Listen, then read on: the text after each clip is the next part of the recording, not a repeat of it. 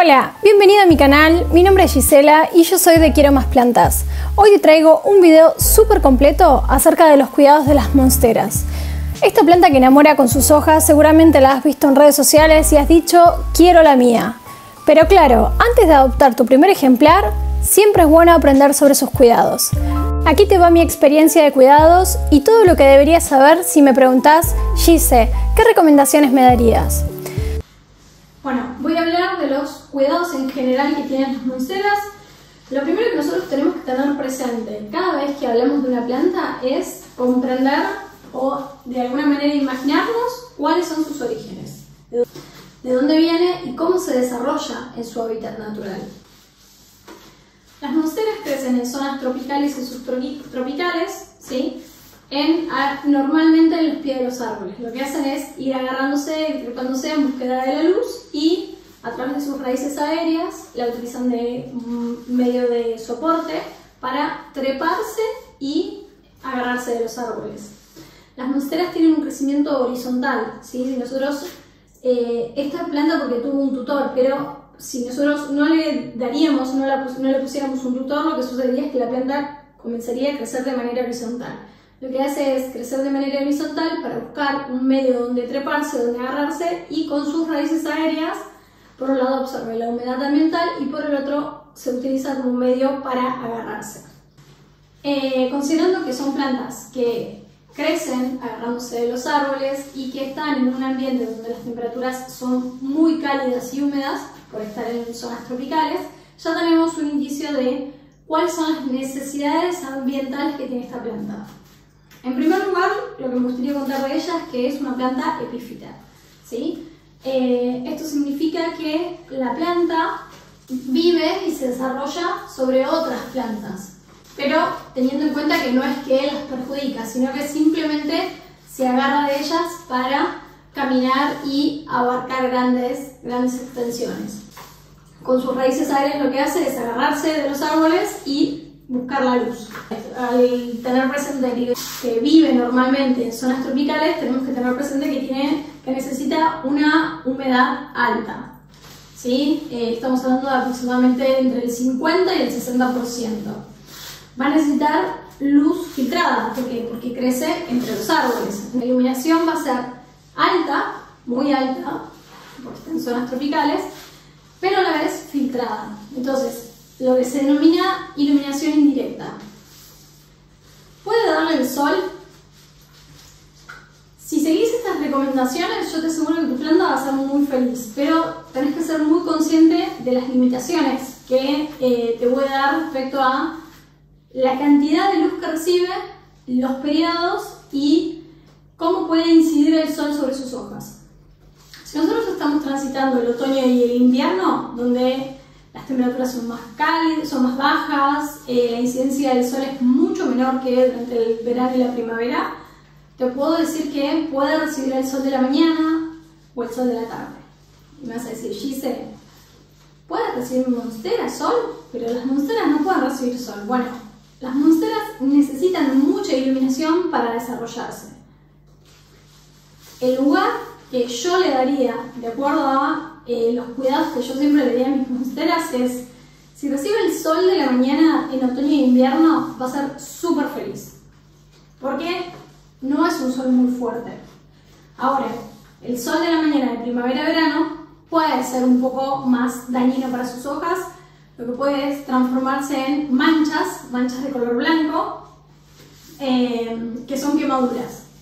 Estas quemaduras de sol, si llega a pasar a tu planta, es un signo, es una indicación muy importante que te está diciendo tu planta, cámbiame de lugar porque la cantidad de horas de sol que estoy recibiendo sobre las hojas me está quemando. Entonces, cuando vemos una mancha, como es el caso, no sé si se llega a ver, ven que tiene una mancha. La mancha de sol es muy característica. Cuando ustedes, para poder diagnosticar que es una mancha de sol, primero tienen que ver cómo entra ese sol y cómo está la hoja en ese momento. Si ven, la hoja está haciendo como una pancita acá. Entonces quiere decir que el sol vino por acá, quemó esta parte de acá y estas partes de acá abajo de la hoja. Entonces, esto es un signo que ustedes pueden diagnosticar observando las hojas de las plantas para determinar que el problema que tuvo es exceso de sol, que esta mancha es por quemadura de sol. Y este es el momento en que ustedes tienen que decir, bueno, o retiro la planta 50, 60 centímetros más atrás o la cambio de lugar. Si ustedes están viendo que la planta está generando nuevas hojas, y yo lo que intentaría sería, durante ese periodo, durante ese momento, si por ejemplo la quemadura fue en otoño, en invierno no se va a quemar. Capaz que hubo esos días donde el clima ahora está tan cambiante que puede ser que 1 o 2 días haya sol, lo haga mucho calor y el resto de los días no. Entonces, capaz que esa quemadura de sol fue solamente en esa instancia porque pasó ese evento en particular. ¿Es difícil de poder diagnosticar? Sí, es difícil porque se genera cierta dependencia a tener presente cómo son los días normalmente y tener mucha atención de que no se queme mi planta. Pero para mí, a mi entender, vale completamente la pena porque se genera la cantidad de luz que puede recibir durante el otoño y el invierno, le puede hacer muy bien y puede desarrollar nuevas hojas, aunque esté en estado de latencia, como les había explicado anteriormente. Entonces, durante el verano la cosa cambia. ¿Por qué? Porque dependiendo de dónde estés, si estás en Argentina, si estás en Europa, la mayoría de los lugares, los veranos son muy intensos. Entonces, ahí sí es importante que nosotros consideremos el lugar que reciba luz, mucha luz, pero nada de sol. Y principalmente en verano. En verano es donde mayor atención tengo que tener porque es donde probablemente más se queme esta planta. Entonces, bueno, eso es respecto a la iluminación. Hablemos del riego. Lo primero que te dije de esta planta es que es una planta epífita, ¿sí? Esto quiere decir que la humedad ambiental la absorbe de sus raíces aéreas y de sus raíces subterráneas. Las raíces subterráneas absorben la humedad, pero no necesitan una alta humedad como otras plantas tropicales. Esto quiere decir que los riegos tienen que ser muy cuidados. Tenés que regarla, pero cerciorándote siempre de chequear el sustrato, que el sustrato tenga, que no tenga humedad para poder volver a hacer el riego. Una recomendación que te doy es que utilices macetas de terracota. La maceta de terracota lo que tiende es absorber la humedad del sustrato. Esto te permite que el tiempo que va a estar en contacto la humedad con las raíces va a ser mucho menor que una maceta plástica. ¿Por qué? Porque al tener cierta porosidad, la maceta de terracota lo que hace es absorber esa humedad y evita que la planta esté por un tiempo prolongado en contacto con humedad en las raíces. Y eso, a mi entender, es un beneficio muy bueno. Cuando la regamos, cuando tocamos el sustrato y vemos que está sin humedad, ¿sí? Mueren más plantas, es algo que siempre lo digo, siempre lo repito y lo voy a seguir repitiendo. Mueren más plantas por exceso de riego que por falta. Entonces, acá tenemos que tener presentes que la falta de humedad puede ser un aliado para vos si tenés cierto control y no es que dejás sin regar una planta durante un mes. Pero sí asegurándote de que cada vez que toques el sustrato, si sentís humedad o tenés dudas, es preferible no regar. Quizá lo que podés notar es que, bueno, esta planta está regada, pero esta hoja está súper erguida.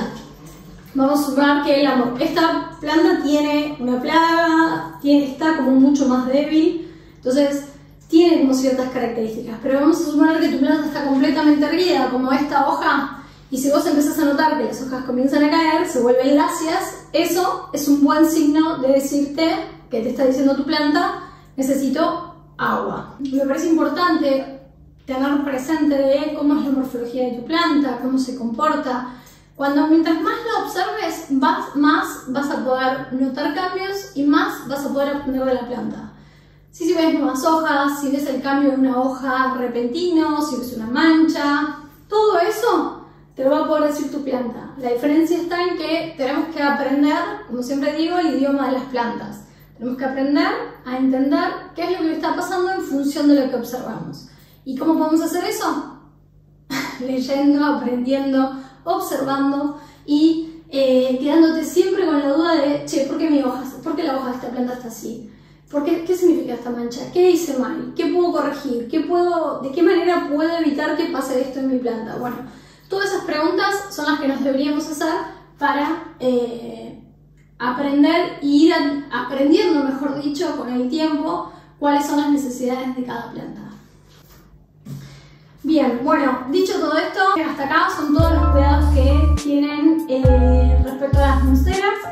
Si quieres aprender más, puedes ingresar a mi blog en www.quieromasplantas.com. Ahí es mi biblia de los cuidados de las plantas en general. Ahí es donde escribo casi todos los días.